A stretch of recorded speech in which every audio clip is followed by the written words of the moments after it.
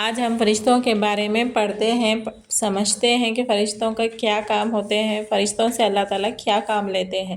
تو چلیے شروع کرتے ہیں۔ ہمارے 4 مقرب فرشتے ہیں: حضرت جبرائیل علیہ السلام، میکائیل علیہ السلام، اسرافیل علیہ السلام۔ ہمارے یہ مقرب فرشتے ہیں۔ تمام آسمانوں اور زمین میں بے شمار فرشتے ہیں، مختلف کاموں پر مقرر ہیں۔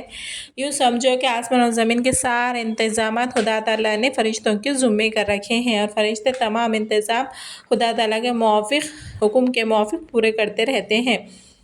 حضرت جبرائیل علیہ السلام ہمارے پہلے مقرب فرشتے ہیں۔ وہ اللہ تعالیٰ کا پیغام، احکام اور کتابیں پیغمبروں کے پاس لاتے ہیں۔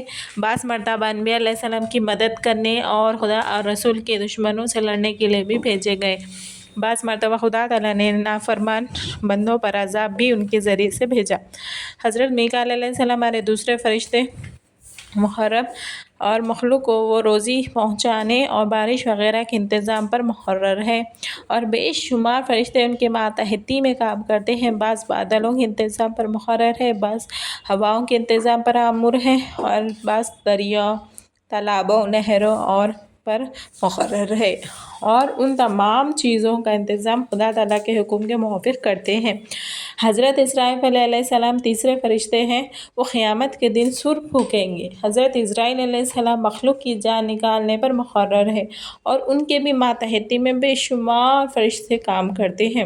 نیک بندوں کی جان نکالنے والے فرشتے علیحدہ ہیں، اور بدکار آدمیوں کی جان نکالنے والے علیحدہ ہیں۔ ان دونوں کے علاوہ اور بعض کام یہ ہے کہ ہر انسان کے ساتھ 2 فرشتے رہتے ہیں۔ ایک فرشتہ نیک کام لکھتا ہے، اور دوسرا فرشتہ برے کام لکھتا ہے۔ ان فرشتوں کو کرامن اور کاتبین کہتے ہیں۔ کچھ فرشتے آفتوں اور بلاؤں کو لکھتے ہیں۔ لائک کریں، شیئر کریں، سبسکرائب کریں۔